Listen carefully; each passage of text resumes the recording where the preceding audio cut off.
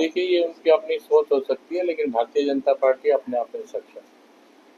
और एक सवाल है कि दिग्विजय चौटाला को जान से मारने की धमकी मिली है। पहले दुष्यंत चौटाला, फिर अभय चौटाला और अब दिग्विजय चौटाला को कानून व्यवस्था पर सवाल उठाए कि देश में मतलब राज्य में कानून की जो व्यवस्था है वो बिल्कुल ध्वस्त हो चुकी है। इतने बड़े-बड़े नेताओं को धमकियाँ मिलती हैं। देखिए, धमकी ज़रूर मिली है। इससे पहले अभय सिंह की भी आई थी, माननीय मुख्यमंत्री जी और हम लोग, हम पूरे हरियाणा, ऐसा नहीं कि वो हमारे नेता रहे हैं, ऐसा नहीं कि हम पूरे हरियाणा के कोई भी व्यक्ति हो, कोई भी नागरिक है, सरकार उनके साथ खड़ी है। और एक हम लोग कह सकते हैं कि अपराधी जो है उसका दिल दिमाग अपराध करने की तरफ दौड़ता है, लेकिन सरकार वो है, राजा वो है जो उस अपराधी को पकड़े और उन्हें दंडित करने का काम करे। ये एक राजा का अधिकार है, ये सरकार का काम है। और हमारे प्रांत के माननीय मुख्यमंत्री जी ने कहा है कि या तो गुंडे हरियाणा छोड़ दें या फिर उन्हें जेल की सलाखों के पीछे रहना पड़ेगा। आप देख रहे हैं कि अपराधी अपराध करने की मंशा से अपराध तो कर लेता है, लेकिन आप ये भी देखिए कि किस प्रकार से उन लोगों को अरेस्ट किया जा रहा है। फरीदाबाद की बात करें तो फरीदाबाद में भी तमाम जो दावे किए जा रहे हैं जो नगर निगम के उसको पर भी पानी नहीं भरेगा या सफाई व्यवस्था को लेकर, तो वो भी पूरी तरीके से अभी काबू में नहीं आई है। देखिए, अमृत योजना को लेकर आप पहले की स्थिति लगाइए, जो इससे पहले पूर्व में सरकारें रही, तब फरीदाबाद का क्या हाल रहता था और आज कैसी पोजीशन। कहीं ना कहीं जब सरकार अपना काम करती है, प्रत्येक नागरिक का भी फर्ज बनता है कि उसमें सहयोग करे।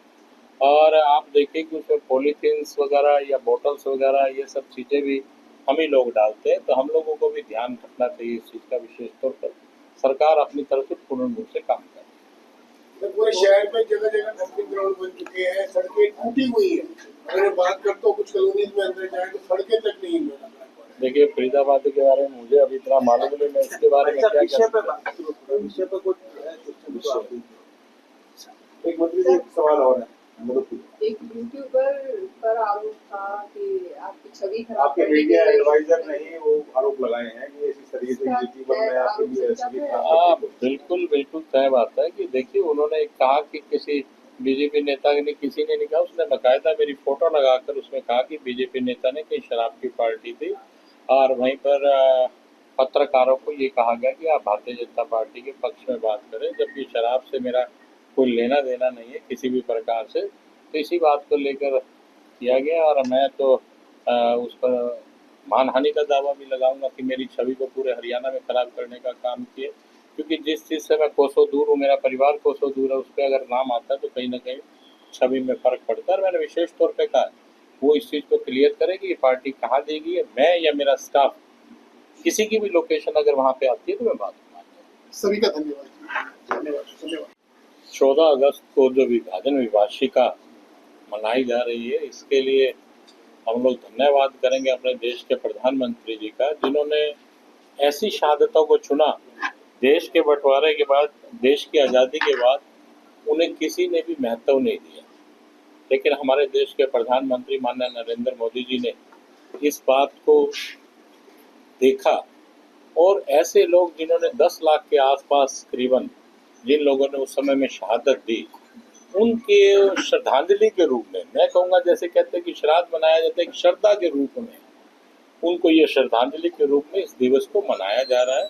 और ये वो लोग थे जिन्होंने उस बंटवारे में उस डंक को सहा, और अपने ही हाथों से बहुत से लोगों ने तो अपने परिवार के बच्चियों को जहर देने का काम किया ताकि कोई उनकी असमत ना लूट पाए। जो धर्म को बचाना चाहते थे वो उस समय उस बंटवारे के दौरान में यहाँ पर आए, और ऐसी दशा में उन्होंने काम किया कि बिल्कुल उन्होंने छोटे से छोटा काम, जैसे मासाखोरी, साइकिल चलाना, रिक्शा चलाना, ऐसे काम करने मंजूर किए, भीख मांगना मंजूर नहीं किया। और उन्हीं को लेकर हमारे देश के प्रधानमंत्री जी ने ये दिवस मनाने का काम किया। अकेला ये नहीं है कि वो किस प्रकार से उस दंश को सहा, लेकिन सवाल इस बात का भी कि अपने आप को यहाँ आकर स्टैब्लिश भी करने का काम किया। चाहे वो कोई क्षेत्र है, चाहे वो राजनीतिक क्षेत्र है, चाहे वो व्यापार का क्षेत्र है, चाहे वो खिलाड़ियों का क्षेत्र है, चाहे वो शिक्षा का क्षेत्र है, हर क्षेत्र में आकर उन्होंने कामयाबी हासिल की।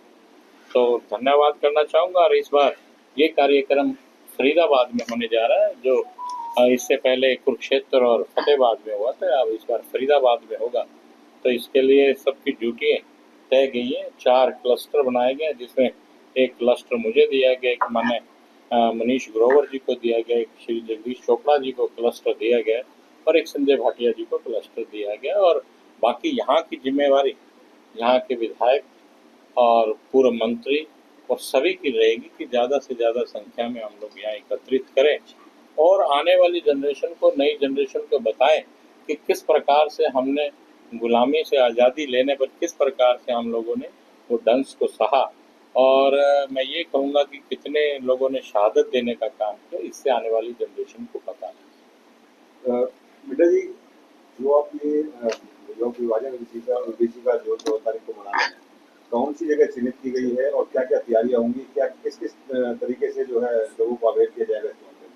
देखिए, स्थान हम लोगों ने देख लिए, इसके बारे में हम लोग विचार विमर्श कर स्थान को तय करने का काम करेंगे। और जहाँ तक तैयारियों का सवाल है, ये मेरा मानना है कि पूरे समूचे हरियाणा से ये लोग आएंगे और जिनके परिवारजनों ने इस चीज़ को सहा है, यहाँ के जो लोग होंगे उन्हें भी बुलाया जाएगा और पूरे हरियाणा से वो लोग आएंगे जिनके परिवारजन रहे। और कुछ एक हमारे बुजुर्ग आज भी हैं, उनको भी हम लोग सम्मानित करने का काम करेंगे। और पूरा एक डिस्ट्रिक्ट लेवल पर प्रत्येक जगह 10 से लेके 14 तारीख से पहले वाले 10 से लेके 13 तारीख के बीच में भी हम लोग ऐसे कार्यक्रम रखेंगे और वहाँ के जो बुजुर्ग हैं जिन्होंने इस चीज़ को देखा है, उनको हम सम्मानित करने का भी काम करेंगे। अब ये तो आपने बता दिया सारा। इसके अलावा बात करें कि जो प्रभारी बनाए गए हैं 42 जो विधानसभा है उनके लिए बनाए गए हैं विधानसभा में आपके सभी विधायकों को, तो मंत्री अनिल विज जी हैं वो नाराज चल रहे हैं, कहीं ना कहीं बोल रहे हैं मुझे क्या नाम इस तरीके से बाकी सारी जगह मैं घूमूंगा।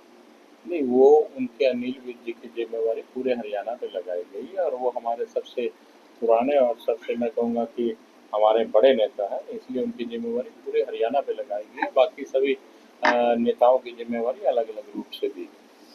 स्वास्थ्य मंत्री आरटी राव का जो बयान है उसके बारे में क्या कहेंगे, जिन्होंने कहा कि हमारे बगैर ये जो है सरकार नहीं बन सकती थी बाद में? देखिए, ये उनकी अपनी सोच हो सकती है, लेकिन भारतीय जनता पार्टी अपने आप में सक्षम है। और एक सवाल है कि दिग्विजय चौटाला को जान से मारने की धमकी मिली है, पहले दुष्यंत चौटाला, फिर अभय चौटाला और अब दिग्विजय चौटाला को कानून व्यवस्था पर सवाल उठाए कि देश में मतलब राज्य में कानून की जो व्यवस्था है वो बिल्कुल ध्वस्त हो चुकी है, इतने बड़े बड़े नेताओं को धमकियां मिलती है।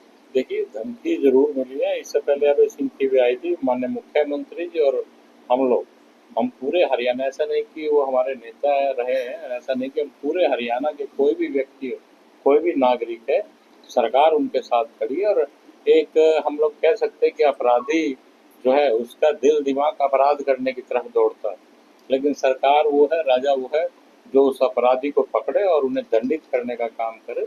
ये एक राजा का अधिकार है, ये एक सरकार का काम है। और हमारे प्रांत के माननीय मुख्यमंत्री जी ने कहा है कि या तो गुंडे हरियाणा छोड़ दें या फिर उन्हें जेल की सलाखों के पीछे रहना पड़ेगा। आप देख रहे हैं कि अपराधी अपराध करने की मंशा से अपराध तो कर लेता है, लेकिन आप ये भी देखिए कि किस प्रकार से उन लोगों को अरेस्ट किया जा रहा है। फरीदाबाद की बात करें तो फरीदाबाद में भी तमाम जो दावे किए जा रहे हैं जो नगर निगम के उसको पर भी पानी नहीं भरेगा या सफाई व्यवस्था को लेकर, तो वो भी पूरी तरीके से अभी काबू में नहीं आई है। देखिए, अमृत योजना को लेकर आप पहले की स्थिति लगाइए, जो इससे पहले पूर्व में सरकारें रही तब फरीदाबाद का क्या हाल रहता था और आज कैसी पोजीशन।